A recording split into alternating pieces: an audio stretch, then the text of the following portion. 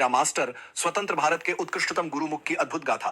यह अमूल्य ग्रंथ जिसको आप सुनने जा रहे हैं भाई योगेश भारद्वाज द्वारा रचित है। और जो लोग इस ग्रंथ को नहीं पढ़ पाए हैं, जिसका कोई भी कारण रहा हो, चाहे समय का अभाव या फिर हिंदी पढ़ने में असक्षमियता, उन सभी भाई बहनों के लिए मेरा छोटा सा प्रयास।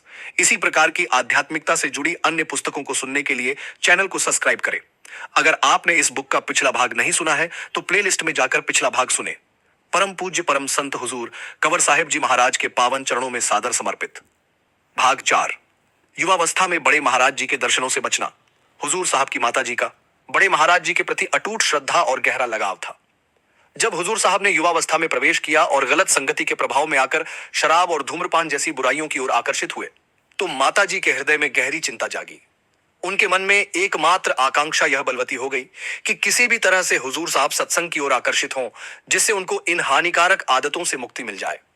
माताजी और हरलाल चाचा ने हुजूर साहब को कभी डांट फटकार कर तो कभी प्यार और आकर्षक प्रलोभन देकर सत्संग में आने के लिए मनाने के अनेक प्रयास किए, परंतु हुजूर साहिब न सिर्फ सत्संग से दूरी बनाए रखते बल्कि अपनी माताजी को भी सत्संग जाने से रोकते थे। जब भी माताजी बड़े महाराज जी के सत्संग में जाने का उल्लेख करती, हुजूर साहिब गुस्सा हो जाते और सत्संग को पाखंड करार देते। इन झगड़ों की वजह से माताजी को कई बार चुपके से सत्संग में जाना पड़ता था। एक ही गांव में रहते हुए हुजूर साहिब अक्सर बड़े महाराज जी के दर्शनों से बचते थे। जब कभी भी बड़े महाराज जी गांव में आते दिखाई देते, हुजूर साहिब उनसे बचने के लिए अपना मार्ग बदल लेते थे। एक बार तो गली में उनके सामने से आते बड़े महाराज जी को देखकर हुजूर साहिब मुलाकात से बचने के लिए भागकर बगल की गली में छिप गए और तब वहां से निकले जब बड़े महाराज जी वहां से चले गए। पर जब हुजूर साहिब उनकी शरण में आए तो उनका बड़े महाराज जी के प्रति ऐसा गहरा प्रेम जागृत हुआ कि रात्रि में भी उनके दर्शन के बिना उनका मन नहीं लगता था। यहां तक कि रात को 1 बजे भी अगर उनकी आंखें खुल जाती तो वे तुरंत बड़े महाराज जी के दर्शन करने उनके कमरे में चले जाते।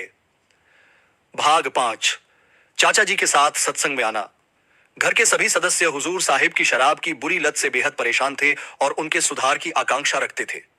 उनकी इस आदत से मुक्ति के लिए सभी ने अनेक प्रयास किए ताकि हुजूर साहिब आत्मज्ञान के साथ अपना जीवन सुधार सकें। चाचा हरलाल भी बार बार उन्हें समझाते थे, महाराज जी के पास चलो, वहां आपको जीवन की बहुमूल्य बातें सुनने को मिलेंगी। परंतु हुजूर साहिब का मन इससे विरक्त था और वे अक्सर उत्तर देते, यह सब पाखंड है, यह तो केवल दुनिया का भ्रम है। लेकिन जब चाचा जी ने अधिक आग्रह किया तो हुजूर साहिब अंततः उनके साथ सतगुरु दरबार में चले आए। हुजूर साहिब का आश्रम में प्रवेश करते ही वहां उपस्थित लोगों में आश्चर्य की लहर दौड़ गई। मास्टर आश्रम में? यह सोचकर सभी की नजरें हुजूर साहिब पर टिक गईं, क्योंकि उनका क्रोधी और अलोकप्रिय व्यक्तित्व सभी को ज्ञात था। लेकिन बड़े महाराज जी की नजर मेहर ने हुजूर साहिब पर ऐसा अद्भुत प्रभाव डाला कि वे प्रेम की उस गहराई में डूब गए जिसकी कल्पना भी उन्होंने कभी सपने में नहीं की थी।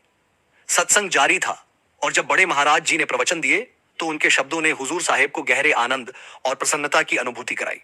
उन्हें एहसास हुआ कि उनकी महाराज जी के प्रति पहले की धारणा गलत थी और वास्तव में महाराज जी तो समाज के भ्रम और पाखंड को दूर करने के महान कार्य में लगे हुए थे। सत्संग के समापन पर बड़े महाराज जी का हुजूर साहिब और उनके चाचा जी को विशेष रूप से एक कप चाय के लिए आमंत्रण ने सब कुछ बदल दिया। जहां एक और भीड़ के बीच विशेष सम्मान पाना असामान्य था, वहीं हुजूर साहिब को बड़े महाराज जी के प्रति गहरा आभार और स्वीकृति का अनुभव हुआ और वे उत्साहित होकर चाय के लिए उनके पीछे पीछे उनके कमरे की ओर चल पड़े। उस दिन बड़े महाराज जी ने हुजूर साहिब को अपने हाथों से चाय, मिठाइयां और लड्डू का प्रसाद खिलाया। इस अनुभव के बीच हुजूर साहिब के मन में विचार आया कि बड़े महाराज जी के साथ न केवल अद्भुत शिक्षाएं प्राप्त होती हैं, बल्कि उनके यहाँ ऐसी स्वादिष्ट मिठाइयां भी मिलती हैं, तो क्यों ना यहाँ रोज आया जाए। हुजूर साहिब ने तब से आश्रम में नियमित रूप से आना जाना शुरू कर दिया। सत्संग समाप्त होने के बाद वे प्रतिदिन बड़े महाराज जी के साथ चाय पीने उनके कक्ष में जाने लगे। कुछ ही दिनों में हुजूर साहिब ने देखा कि बड़े महाराज जी चाय के कुछ घूंट पीकर बाकी का कप अपने साथी सेवक को दे देते थे। एक दिन हुजूर साहिब के मन में विचार आया कि यदि बड़े महाराज जी वास्तविक महात्मा हैं तो वे अपनी बची हुई चाय उन्हें देंगे। उस दिन जब चाय परोसी गई तो बड़े महाराज जी ने 2 घंट पीकर कहा, ले भाई कन्वर, मैं अपनी बची चाय किसी को नहीं देता, पर आज तो यह तेरे लिए ही है। यह देखकर हुजूर साहिब अचंभित हो उठे और उनके हृदय की प्रसन्नता की सीमा न रही। हुजूर साहिब को चाय मिलने से अधिक खुशी उस बात की थी जो उनका वह विचार जिसे उन्होंने अर्ध विश्वास के साथ सोचा था साकार हो गया। इस घटना के बाद हुजूर साहिब का बड़े महाराज जी पर पूर्ण विश्वास स्थापित हो गया। उन्हें यह समझ में आ गया कि उनके परिवार की बातें सही थीं और बड़े महाराज जी मात्र एक साधारण व्यक्ति नहीं बल्कि एक दिव्य महात्मा है।